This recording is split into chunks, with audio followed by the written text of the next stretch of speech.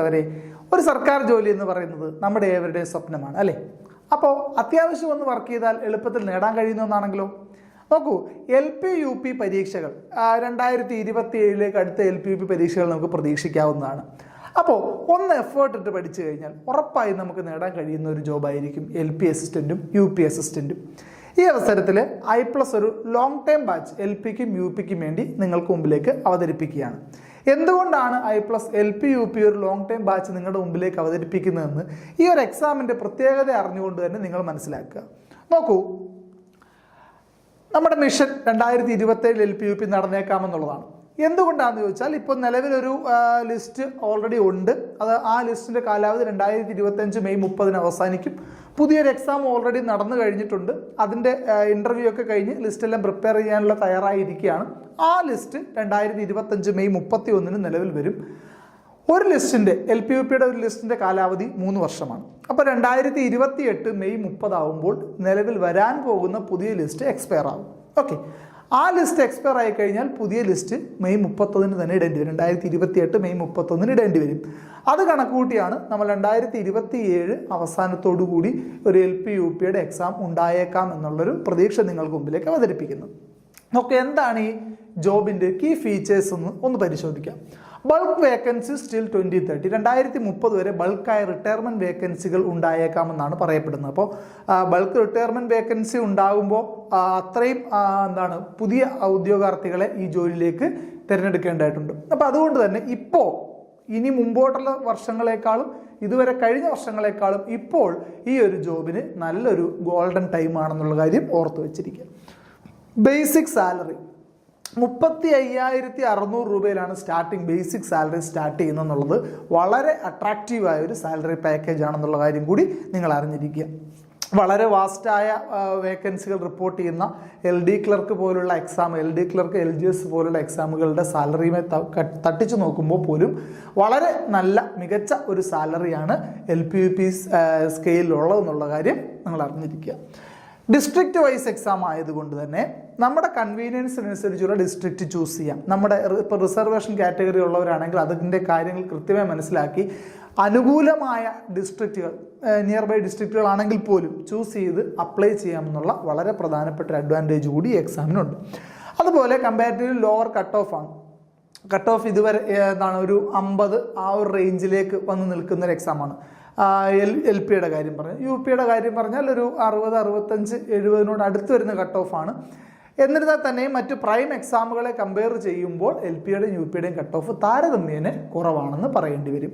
Okay, അപ്പോൾ ഇത്രയും interesting ആയ ഫീച്ചേഴ്സ് ഉള്ള ഈ ഒരു ജോബ് നമ്മുടെ ഒരു എഫേർട്ട്, നല്ലൊരു എഫേർട്ട് ഇട്ട് കഴിഞ്ഞാൽ കൃത്യമായ പ്ലാനിങ്ങോടുകൂടി ഒരു ലോങ് ടൈം സ്റ്റഡി നമ്മൾ ഫോക്കസ് ചെയ്താൽ ഉറപ്പായിട്ടും നമുക്ക് ക്രാക്ക് ചെയ്യാൻ സാധിക്കുന്ന എക്സാമാണ് LP-UP അസിസ്റ്റൻ്റ് എന്ന് പറയുന്നത്.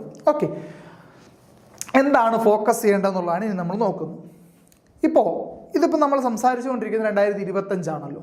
എക്സാം വന്നേക്കാമെന്ന് പ്രതീക്ഷിക്കുന്നത് 2027 ഒരു ലോങ് ടേം ആണ് നമ്മുടെ മുമ്പിലുള്ളത്. ഈ 2 വർഷം യഥാർത്ഥത്തിൽ ഇപ്പോൾ BEdോ അല്ലെങ്കിൽ DLEdോ ഒക്കെ ചെയ്യുന്ന ഫസ്റ്റ് ഇയറുകാർ പോലും ഇപ്പോഴേ ഇതിനു വേണ്ടി ഒന്ന് പ്ലാൻ ചെയ്താൽ വളരെ ബെറ്റർ ആയിട്ടുള്ള റിസൾട്ട് നിങ്ങൾക്ക് കിട്ടും എന്നുള്ള ഒരു വളരെ ഉറപ്പാണ്. അപ്പോൾ അതായത് നിങ്ങൾക്ക് കേറ്ററ്റ് എക്സാം എഴുതാൻ ഇപ്പോൾ BEd ആയാലും DLEd ആയാലും ഫസ്റ്റ് ഇയറിൽ പഠിക്കുന്ന വിദ്യാർത്ഥികളെ സംബന്ധിച്ച് നിങ്ങൾക്ക് കേറ്ററ്റ് എക്സാം എഴുതണമെങ്കിൽ നിങ്ങളുടെ സെക്കൻഡ് സെമ്മിൻ്റെ എക്സാം കഴിഞ്ഞിട്ടുണ്ടാവണം. എന്നിരുന്നാലും നിങ്ങൾ അതിനു മുൻപേ തന്നെ LP-UP എക്സാമിന് വേണ്ടി പ്രിപ്പയർ ചെയ്ത് തുടങ്ങിയാൽ നിങ്ങൾക്കായിരിക്കും ഏറ്റവും നല്ല അഡ്വാൻറ്റേജ് ഉണ്ടാകാൻ പോകുന്നത്. കാരണം നിങ്ങൾ പഠിച്ചിറങ്ങുന്ന സമയത്തേക്ക് നിങ്ങൾക്ക് എക്സാം വരുമെന്നുള്ളതാണ് ഏറ്റവും പ്രധാനപ്പെട്ട കാര്യം. ഓക്കെ, നോക്കൂ, ഫുൾ സിലബസ് കവർ ചെയ്യുക എന്നുള്ളതാണ് ഏറ്റവും പ്രധാനപ്പെട്ട കാര്യം.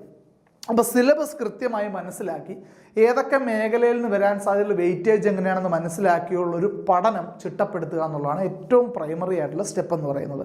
അപ്പോൾ ഈ ഒരു കാര്യം നോക്കുമ്പോൾ നിങ്ങളുടെ മുമ്പിൽ ഈ ഒരു 2 വർഷം വലിയ ഒരു ഗ്യാപ്പാണ്. സാധാരണഗതിയിൽ എങ്ങനെയാണ് നമ്മൾ പഠിച്ചു തുടങ്ങുന്നത്? നോർമൽ കേസിൽ ഒരു PSC പരീക്ഷയ്ക്ക് പ്രിപ്പയർ ചെയ്യുന്ന നമ്മൾ എങ്ങനെയാണ് പഠിച്ചു തുടങ്ങുന്നത്? നോട്ടിഫിക്കേഷൻ വരുന്നത് നോക്കിയിരിക്കും, നോട്ടിഫിക്കേഷൻ വന്നു തുടങ്ങിയാൽ പഠിച്ചു തുടങ്ങും. അപ്പോൾ പിന്നെ മിക്കവാറും ഒരു 6 മാസമൊക്കെ മാക്സിമം കാണുള്ളൂ. ഈ 6 മാസം കൊണ്ട് സിലബസ് കവർ ചെയ്യാൻ നോക്കും, നടക്കത്തില്ല. പിന്നെ നമ്മൾ വെട്ടിച്ചുരുക്കാൻ നോക്കും, ഏതെങ്കിലുമൊക്കെ ടോപ്പിക്കുകൾ ഒഴിവാക്കാൻ ശ്രമിക്കല്ലേ. അപ്പോൾ അങ്ങനെയുള്ളൊരു പഠനമല്ല നമുക്ക് ഈ ഒരു കോഴ്സിലേക്ക് തുടക്കത്തിൽ ചെയ്തു വരേണ്ടത്. നമ്മൾ സിലബസ് ഫുൾ കവർ ചെയ്യുന്ന രീതിയിൽ വളരെ വളരെ സ്ലോ ആയിട്ട് പഠിച്ചാൽ പോലും 2 വർഷം കൊണ്ട് നമുക്ക് ഈ സിലബസ് ഫുൾ കവർ ചെയ്ത് റിവൈസ് ചെയ്ത് തന്നെ മുമ്പോട്ട് പോകാൻ സാധിക്കും. അപ്പോൾ അതുകൊണ്ട് സിലബസ് ഫുൾ കവർ ചെയ്യുക എന്നുള്ളതാണ് വളരെ ഇമ്പോർട്ടൻ്റ് ആയ ഒന്നാമത്തെ കാര്യം. നോക്കൂ, proper revision. Syllabus full cover ചെയ്യുമ്പോൾ ഇപ്പോൾ ഇത്രയും ഒരു ടൈം ഉണ്ടല്ലോ, ഈ ഒരു ടൈം ഫുൾ എടുത്ത് നിങ്ങൾ സിലബസ് മാത്രം കവർ ചെയ്തുകൊണ്ടിരുന്നാൽ നിങ്ങൾ ആദ്യം പഠിച്ച കാര്യങ്ങളെല്ലാം മറന്നു പോകുന്നുള്ളത് ഷുവറാണ്. അപ്പോൾ അതുകൊണ്ട് തന്നെ നിങ്ങൾ വീക്ക്ലി മന്ത്ലി ഒക്കെ നിങ്ങൾ റിവിഷനുകൾ സെറ്റ് ചെയ്യണം. കാരണം നമ്മുടെ മുമ്പിൽ ആവശ്യം പോലെ സമയമുണ്ട്. ധൃതിക്ക് പഠിച്ചു പോകേണ്ട ഒരാവശ്യമില്ല. വളരെ കൃത്യമായ അടുക്കും ചിട്ടയോടും കൂടി പഠിക്കുക. അതിൽ തന്നെ നമ്മൾ വീക്ക്ലി റിവിഷൻസ് മന്ത്ലി റിവിഷൻസ് കൃത്യമായി നടത്തി പോവുക. പഠിച്ച കാര്യങ്ങൾ ഉറപ്പിച്ച് പോവുക. കാരണം അല്ലെങ്കിൽ പരീക്ഷ ഹാളിൽ ചെന്ന് നമ്മൾ അറിയാവുന്ന ഒരു ചോദ്യം, നമ്മൾ പഠിച്ചിട്ടുള്ളൊരു ചോദ്യം, അതിൻ്റെ ഓപ്ഷൻസ് കണ്ടാൽ നമുക്ക് ഉത്തരം അറിയാവുന്ന ചോദ്യം, പക്ഷേ നമുക്ക് റിവൈസ് ചെയ്യാത്തതുകൊണ്ട് മറന്നുപോയൊരു ചോദ്യമാണെങ്കിൽ നമുക്ക് വളരെയധികം മാനസികമായ ബുദ്ധിമുട്ടുണ്ടാക്കുന്ന ഒന്നാണത്. അപ്പോൾ അതുകൊണ്ട് തന്നെ റിവിഷൻ കൃത്യമായി മെയിൻറ്റെയിൻ ചെയ്യുക എന്നുള്ളൊരു പ്രധാനപ്പെട്ട കാര്യവും സിലബസ് കവർ ചെയ്യുന്നതിനോടൊപ്പം നിങ്ങൾ കൊണ്ടുപോകേണ്ടുന്ന ഒന്നാണ്. Okay, do mock test and work on PYQs. PYQs പഠിക്കാതെ ഒരു പരീക്ഷയ്ക്ക് നിങ്ങൾ പോകരുതെന്നുള്ളതാണ് ഞങ്ങളുടെ അഭിപ്രായം. അതായത് PYQs എന്ന് പറഞ്ഞാൽ നമ്മൾ പഠിച്ച കാര്യങ്ങളെ എങ്ങനെയാണ് ക്വസ്റ്റ്യൻ പേപ്പർ റിഫ്ലക്റ്റ് ചെയ്യുക എന്നുള്ള കാണിക്കുന്ന ഒരു സംഭവമാണല്ലോ. അതിൽ PYQs വർക്ക് ചെയ്യും. അതുപോലെ മോക്ക് ടെസ്റ്റുകൾ, മോഡൽ എക്സാമുകൾ വർക്ക് ചെയ്യുക വഴി നിങ്ങൾ പഠിച്ച കാര്യങ്ങൾ നിങ്ങൾ റിവൈസ് ചെയ്തതിനു ശേഷം അത് കൃത്യമായി ഫിക്സ് ചെയ്യാൻ വേണ്ടിയാണ് ഈ ലാസ്റ്റ് പറഞ്ഞ 2 കാര്യങ്ങൾ നിങ്ങൾ ശ്രദ്ധിക്കേണ്ടത്. ക്ലിയർ ആണല്ലോ? നോക്കൂ, ഈ അവസരത്തിൽ ഞാൻ നേരത്തെ പറഞ്ഞു I+ ഒരു ലോങ് ടൈം ബാച്ച് LP-UPക്ക് വേണ്ടി അനൗൺസ് ചെയ്യുകയാണ്. അപ്പോൾ LP-UPക്ക് വേണ്ടി ലോങ് ടൈം ബാച്ച് എന്ന് പറയുമ്പോൾ ഇത്രയും ഇപ്പം എന്നാണോ കോഴ്സ് സ്റ്റാർട്ട് ചെയ്യുന്നത് അന്ന് മുതൽ എക്സാം വരെയുള്ള ടൈമിൽ നിങ്ങൾക്ക് വേണ്ടുന്ന എല്ലാവിധ ബാക്കപ്പുകളുമായും I+ നിങ്ങളുടെ കൂടെ ഉണ്ടാകും. അപ്പോൾ I+ൻ്റെ കോഴ്സിൻ്റെ ചില പ്രത്യേകതകളാണ് ഞാൻ നിങ്ങളോട് പറയുന്നത്. ക്വാളിറ്റി ക്ലാസ് ആണ്, ഹൈ ക്വാളിറ്റി ക്ലാസ് ആണ് നമുക്ക് കോഴ്സിൽ പ്രൊവൈഡ് ചെയ്തിട്ടുള്ളത്. അതുപോലെ ലൈവ് റെക്കോർഡിംഗ് ക്ലാസ്സുകളൊക്കെ ഉൾപ്പെടുന്ന ഒരു കംപ്ലീറ്റ് പാക്കേജാണ് നമ്മുടെ LP-UPയുടെ 100% സിലബസ് കവേർഡ് ആയിട്ടുള്ളൊരു കോഴ്സ് കൂടിയാണ് I+ൻ്റെ LP-UP കോഴ്സ് എന്ന് പറയുന്നത്. ആക്സസ് ടു നോട്ട്സിൻ്റെ കൃത്യമായ ആക്സസ് നിങ്ങൾക്കുണ്ടാകും. നോട്ട്സും അതുപോലെ ക്ലാസ്സുകൾ കണ്ടതിന് ശേഷം നോട്ട്സ് റെഫർ ചെയ്തുകൊണ്ട് നിങ്ങൾ പഠിക്കുന്ന കാര്യങ്ങൾ റിവൈസ് ചെയ്യാനൊക്കെ നിങ്ങൾക്ക് ഫലപ്രദമായി ഉപയോഗിക്കാൻ പറ്റുന്നതാണ്. അതുപോലെ ഡൗട്ട് ക്ലിയറിംഗ് ഫെസിലിറ്റി, നിങ്ങൾക്കുണ്ടാകുന്ന ഡൗട്ടുകൾ ക്ലിയർ ചെയ്യാനുള്ള ഫെസിലിറ്റീസ് I+ നിങ്ങൾക്ക് പ്രൊവൈഡ് ചെയ്യുന്നുണ്ട്. അതുപോലെ പേഴ്സണൽ ഇവാലുവേഷൻ സിസ്റ്റം, നിങ്ങളുടെ അതായത് നിങ്ങൾ കോഴ്സ് എടുത്തിട്ട് നിങ്ങൾ എത്രമാത്രം ഈ കോഴ്സിൽ മുമ്പോട്ട് എത്രമാത്രം കവർ ചെയ്യുന്നുണ്ട്, നിങ്ങൾ കൃത്യമായി ഫോളോ അപ്പ് ചെയ്യുന്നുണ്ടോ തുടങ്ങിയ കാര്യം നിങ്ങൾക്ക് നിങ്ങളെ തന്നെ വിലയിരുത്താൻ പറ്റുന്ന രീതിയിലുള്ള കാര്യങ്ങളൊക്കെ I+ നിങ്ങൾക്ക് പ്രൊവൈഡ് ചെയ്യുന്നുണ്ട്. Bulk source of PYQs, mock tests, revision test etcetera. Revision ടെസ്റ്റുകളും വീക്ക്ലി റിവിഷൻ ടെസ്റ്റുകളും അതുപോലെ മോക്ക് ടെസ്റ്റുകളും PYQസും ഒക്കെ ആയിട്ട് വളരെ വലിയൊരു സോഴ്സ് നമുക്ക് ഈ കോഴ്സിൽ നിങ്ങൾക്ക് പ്രൊവൈഡ് ചെയ്യാനായിട്ട് സാധിക്കും എന്നുള്ള കാര്യം ഓർക്കുക.